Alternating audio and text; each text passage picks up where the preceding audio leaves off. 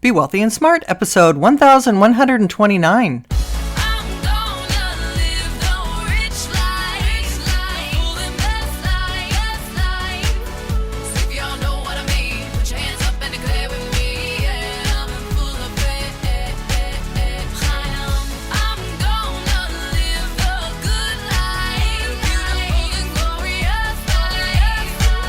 Step into a world of wealth and financial freedom without budgets, boredom, or bosses on Be Wealthy and Smart.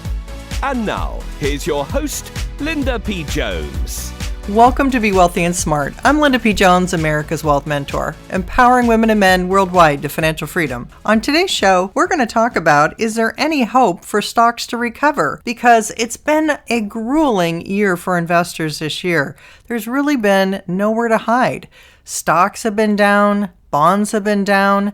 Even the 60-40 stocks to bonds asset allocation that has been popular for a long time, although not really necessarily used recently with bonds near zero interest. But even that old 60-40 allocation produced the worst performance in 100 years. This is how extreme things have gotten because interest rates have gone up so much, inflation has risen so quickly. It's really wreaking havoc on people's paychecks and savings accounts, as well as their investment accounts. And we'll talk more about that later. But first, let's talk about the stock market. It was a difficult day on Friday as we had markets trying to make sense of what Chairman Powell said. He raised interest rates 0.5% this week instead of 0.75%, and we anticipated that that would be the case. But nonetheless, because of his comments still being very hawkish or still sounding like he wants to continue to raise rates, it was hard for investors to assess what kind of damage the Federal Reserve is going to do in the future and what they have already done to the economy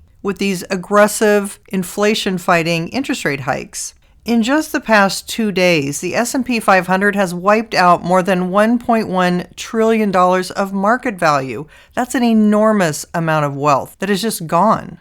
Yesterday, some numbers that came in for November's retail sales showed a decline of 0.6% from October. And all kinds of clothing stores and online retailers and general stores reported sales declines as shoppers pulled back on spending extra money and resisting higher prices that they've seen, plus dealing with the slower economy.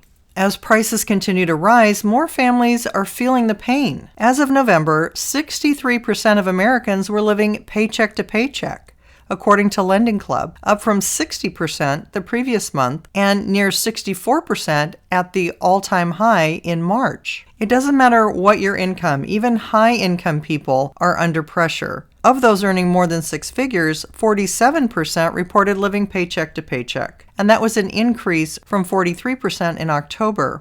Anuj Nayar, Lending Club's financial health officer, said Americans are cash-strapped and their everyday spending continues to outpace their income, which is impacting their ability to save and plan. And that's so true.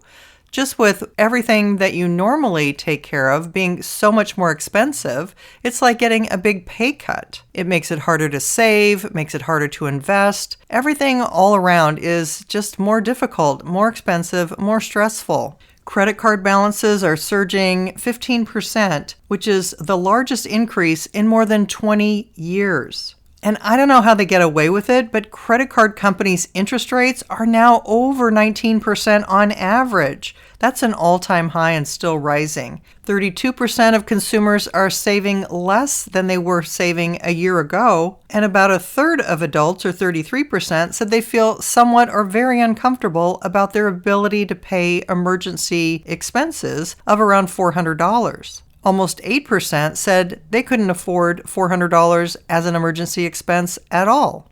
But back to what's going on in the stock market. We had what's called triple witching happen today, which is when $2.6 trillion worth of index options are set to expire. This happens once a quarter. It's not an unusual event, but that was a lot to have settling in one particular day. It just can add to volatility. And we did see the Dow down more than 400 points at one point, and then closing down about 281 points. Now, what we want to watch in the stock market is the October lows. We want to make sure that those lows hold. But I think there's a good chance that the October lows can hold, especially around December, which is right about now. We should be starting a Santa Claus rally, which is a seasonal period of time when the stock market tends to go up.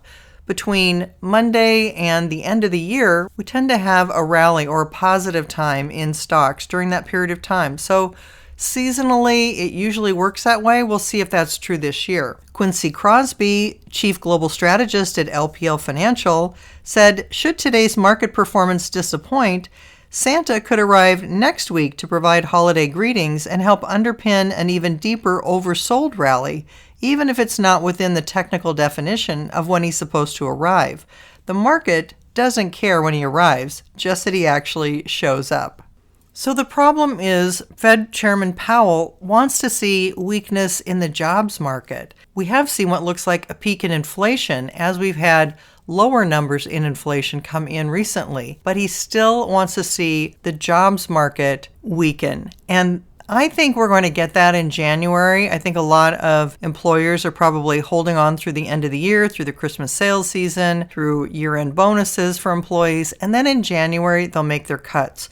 We've already heard some financial services firms talk about layoffs in January, so it seems like that's the direction that we're going, and Powell will begin to see the job market weakening in January, which will help him pare back the interest rate hikes. And I think the bond market is already projecting that and telling us that we're going to see lower interest rates. Interest rates have already actually come down for mortgage rates, and that's good news for housing. It's good news for a lot of things. Personally, I think these rate hikes have been overdone and they were too fast. And we really need to give it some time and see how much damage it's really done to the economy. More than 60% of economists are expecting a recession in 2023. One of the harshest critics of the Federal Reserve is University of Pennsylvania's Wharton School of Business professor Jeremy Siegel, who thinks that the Federal Reserve continuing to hike interest rates into next year means that the odds of a difficult downturn in the economy are ahead. He said, "I think the Fed is making a terrible mistake. Their plan, their dot plot, is way too tight.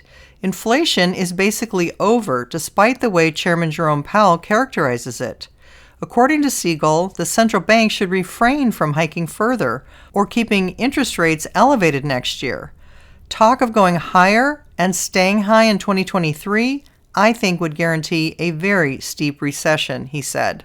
Well, I tend to agree with him, and I don't always, but in this case, I do think the Fed has done too much too quickly. They haven't given it time to work, and it's wiped $7 trillion worth of wealth off of the books. We're all feeling it. The good news is that stock markets tend to start recovery about 6 months before the end of a recession. So before we hear any news that the recession is over or things are getting better, the stock market will already anticipate it and already start going up. Because of its deep oversold condition, the amount of bearishness in the market, and the fact that the October lows look like they could quite possibly hold, I'm going to stay positive and say we'll look for our Santa Claus rally and for that to continue into January ahead. That's all for today. Until next time, live the good life and be wealthy and smart. Thank you for listening to Be Wealthy and Smart with Linda P. Jones. Share the wealth and tell your family and friends about the show. Check out our website, blog, and social media for more riches at www.bewealthyandsmart.com.